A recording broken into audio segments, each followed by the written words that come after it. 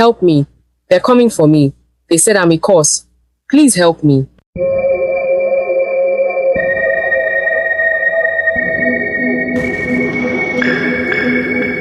Long ago, in the quiet village of Umunaya, there lived a girl named Ndidi.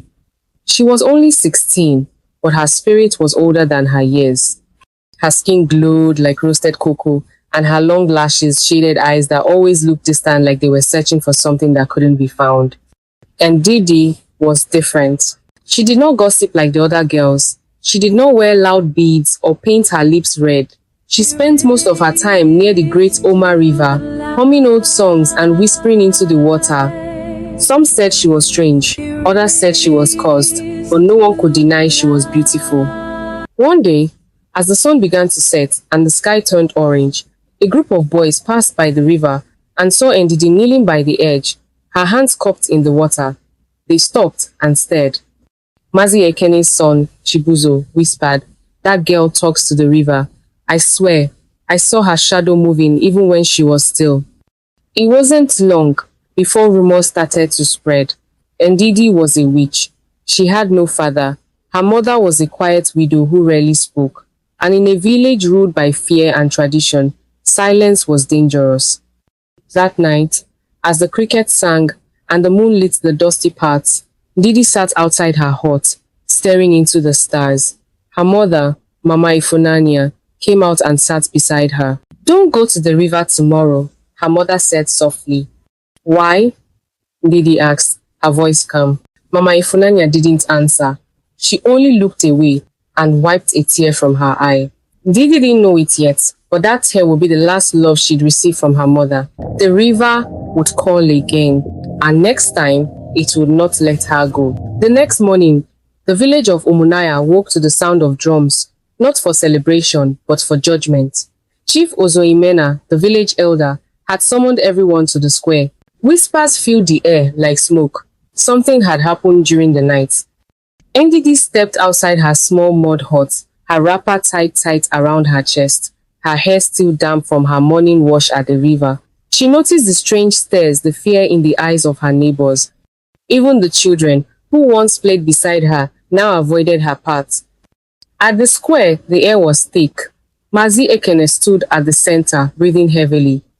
"My son Chibuzo fell ill last night," he shouted. He kept screaming Didi's name. He said she tried to drag him into the river in his dream. "Is this not witchcraft?" Gasps filled the air.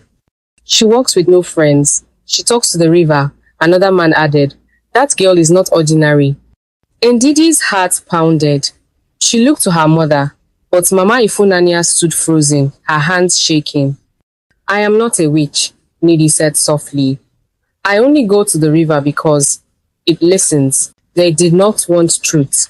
They wanted someone to blame. Chief Ozo Emena raised his staff. "Tonight, we shall cleanse the river, and if Ndidi is truly innocent, the waters will spare her." Tears welled in her eyes.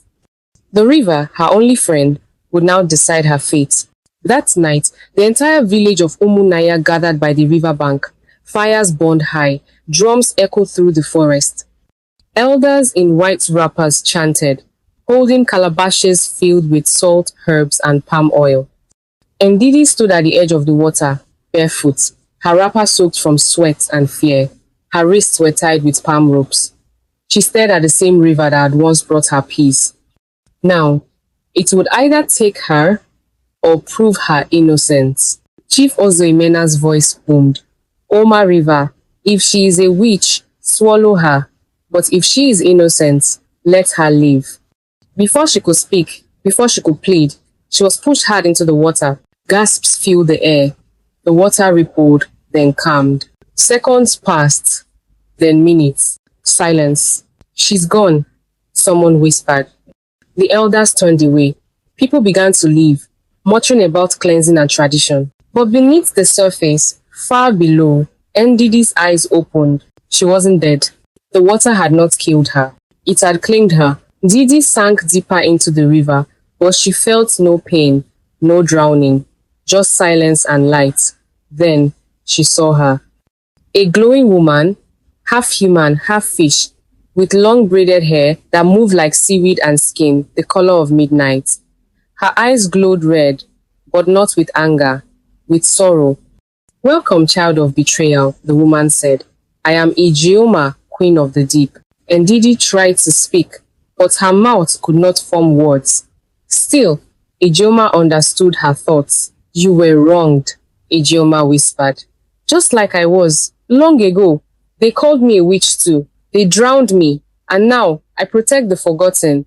Around them, other spirits of drowned women swam slowly silent, weeping, shimmering like smoke in water. Do you wish to return? Ijeoma asked. Or do you wish for justice? Ndidi's eyes, once soft, hardened with fire. She remembered the faces, the fear, the lies, and the silence of her own mother. I want them to feel what I felt, she thought. Ijeoma nodded and reached out.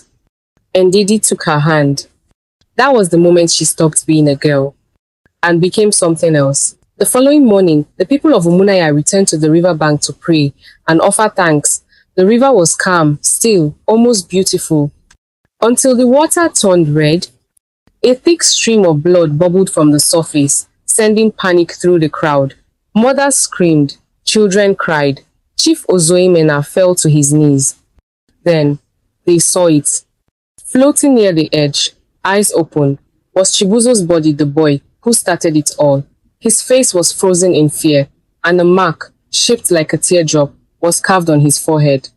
One elder whispered, the river has spoken. But Mama Ifunanya knew the truth. In her dream the night before, she saw Ndidi standing tall at the bottom of the river, her eyes glowing, her face emotionless, and behind her, a woman with red tears dripping into the water. The mermaid who cried blood had returned, and she was not done yet. That night, rain poured down on Umunaya, though the skies had been clear just moments before. It wasn't an ordinary rain.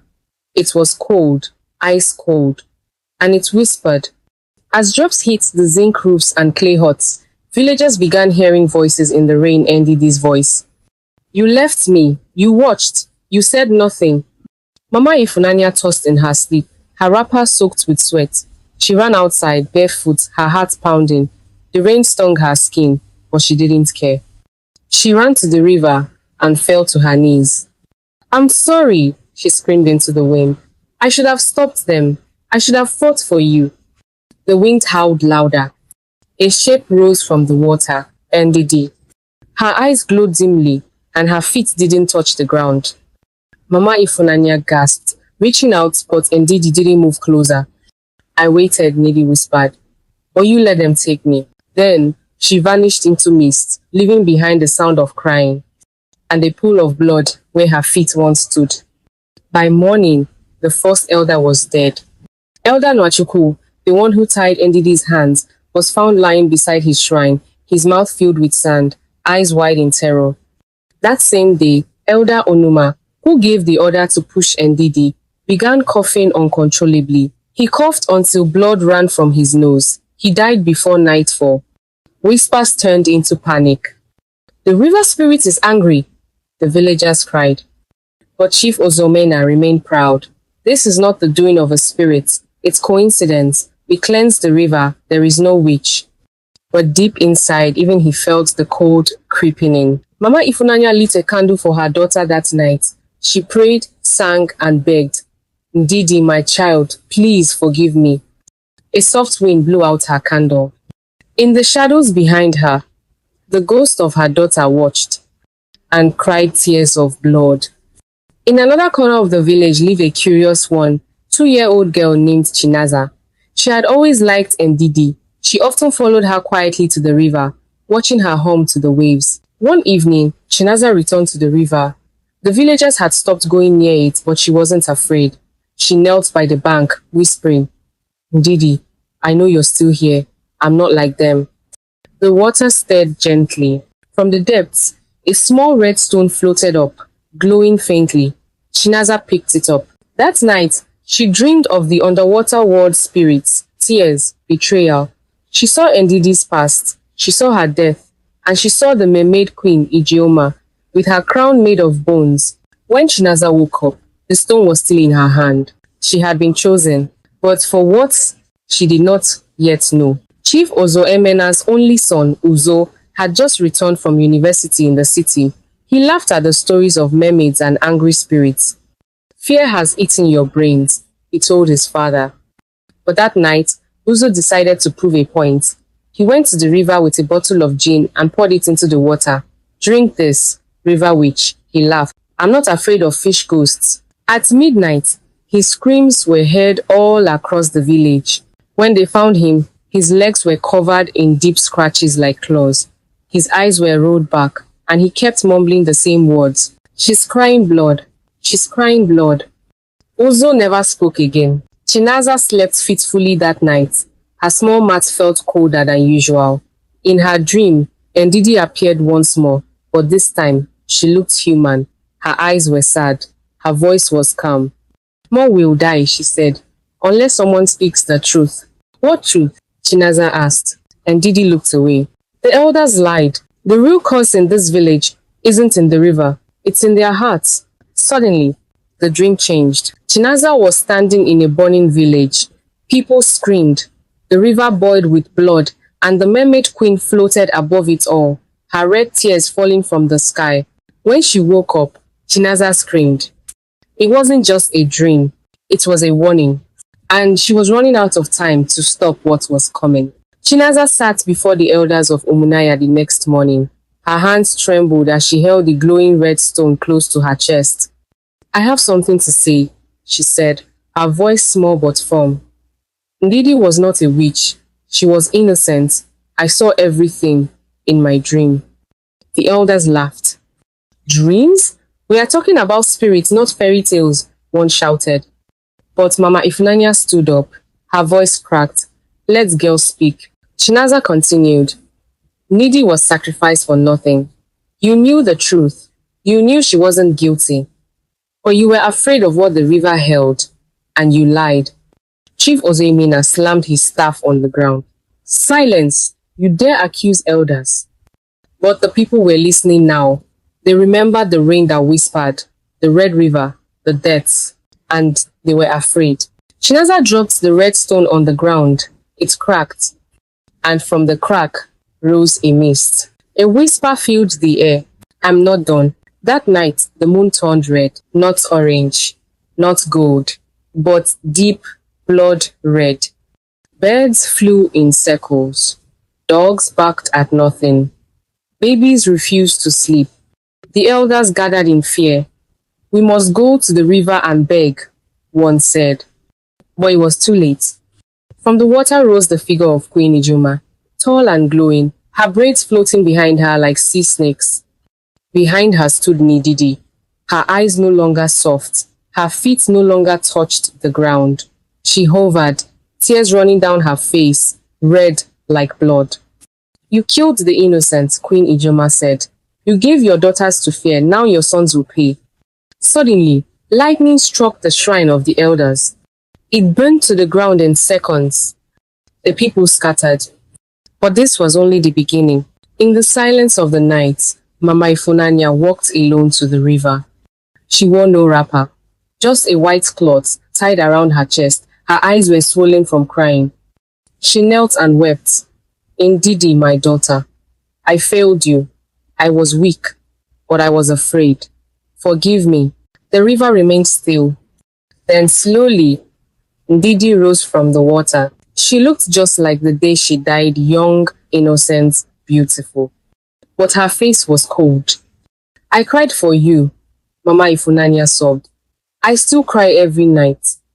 Ndidi stepped forward. Her ghostly hand touched her mother's cheek. One blood tear slid down Ndidi's face. And Mama Ifunanya fell to the ground, unconscious. When she woke up hours later, the red stone was in her hand. She had been forgiven, but the curse was still active. The next day, Chinaza met Queen Ijeoma in a dream again. You were chosen, the queen said. But choice means sacrifice. What do I have to do? Chinaza asked. Speak the full truth. Reveal the greatest betrayal. If not, this village will drown in its lies. Chinaza hesitated. There was something else she had seen in her dream, something even worse than Ndidi's death. It was Mazi Ekene, Chibuzo's father, the one who started the accusations. He had done something terrible years ago. He had been the one to murder a girl at the river, a girl no one remembered anymore. He blamed it on a spirit, and that murder was what awakened Queen Ijoma in the first place. He had started it all, and Chinaza had to say it or let the village burn. The village gathered again this time, not for judgment, but for truth. Chinaza stood in the square, facing Mazi Ekene. "You killed a girl by the river," she said. "You blamed it on spirits. That lie started everything." The crowd gasped. Mazi Ekene's face twisted in rage. "Lies. This is nonsense." But Mama Ifunanya stepped forward. "I saw it too. Long ago. He was never punished." Then the sky rumbled. The earth shook. From the river, red mist rolled into the village, curling around Mazi Ekene's feet. He screamed and tried to run, but it was too late. A hand reached from the earth, pulling him down. One last cry, then silence. The blood moon faded, and for the first time in years, the river returned to its natural flow. Peace, it seemed, was possible, but something still stirred beneath the waters. The mermaid had more secrets to reveal. After Mazi Ekene's fall, a strange calm swept through Umunaya. For the first time in weeks, the river flowed gently. The birds returned. The babies slept peacefully. But Chinaza couldn't rest. One morning, as she fetched water, she saw a woman sitting on a rock by the river. The woman wore a long red veil that covered her face, her hands pale and trembling. Chinaza blinked, and the woman was gone. That night, she appeared again, this time in Mama Ifunanya's dreams. "I was the first," the woman whispered. "They never said my name, but I was the beginning of the curse." When Mama Ifunanya woke up, she remembered the face, not Ndidi's. Another girl forgotten by all, and that meant one thing. The curse wasn't fully broken. It was only waiting. Chinaza began asking the oldest villagers if they remembered a girl who went missing years ago. Most shook their heads. Some grew afraid. But one blind man, Papa Olisa, spoke softly. "There was a girl once, Nkiru. She lived alone near the edge of the village. Quiet, beautiful. One day, she vanished. People said she ran away, but I remember seeing blood near the river." Chinaza's heart dropped. Nkiru. The name echoed in her ears like thunder. She returned to the river, whispered the name, and the water turned cold. A voice answered, "I'm still here." That night, Ndidi appeared in Chinaza's dream again, but this time, she wasn't alone. Standing beside her was a taller girl, with long dark braids and tears running down her cheeks. "I am Nikiru," the girl said. "I was killed long before Ndidi. I was the first spirit the river ever held. I tried to move on, but their lies chained me to the water." Chinaza looked at Queen Ijoma. "You knew." Ijoma's face was hard. "I protect the forgotten, but she's not at peace. Her spirit is restless. It wants justice, but it also wants revenge." Nkiru turned to Chinaza. "You spoke for Ndidi. Now speak for me, or watch Umunaya drown in secrets again." The next morning, people woke up to a terrifying sound cracking. The earth near the river bank had split open. A deep trench formed, and water was seeping into it rapidly. Chief Ozoemena called it an omen, but Mama Ifunanya knew better. "The spirits are trying to rise," she said. "Nikiru is not resting. Her story was never told." Some villagers packed their things and fled. Others gathered in the square, desperate for another cleansing ritual. But Chinaza knew a ritual would not be enough. A truth had to be told. A crime had to be confessed. And this time, there was no one left to blame but the village itself. Chinaza stood once more by the river, this time with a mirror in her hand. It was the only thing Nkiru had left behind, found buried beneath her old hut, wrapped in cloth. Chinaza held it over the river and whispered, "Let her story be seen." Suddenly, the water shimmered. Faces appeared, the faces of villagers who had lied, who had watched Nkiru's murder and said nothing, who had buried the truth and built new lives on her silence. Everyone saw it, the guilt, the betrayal. Then came the final vision. Enkiru being thrown into the river by her own uncle, who later became a priest. Gas filled the air. The mirror cracked. And from the river, Enkiru rose not angry, but free. She looked at Chinaza, smiled sadly, and said, "Thank you." Then she dissolved into the wind. The river stilled, but in its depths, something else stirred. Something older. Something darker. If this story touched your heart, please give it a thumbs up, share it with your friends, and don't forget to subscribe for more amazing stories about love, family, and life lessons. Hit that notification bell so you never miss our latest uploads. Thank you for watching.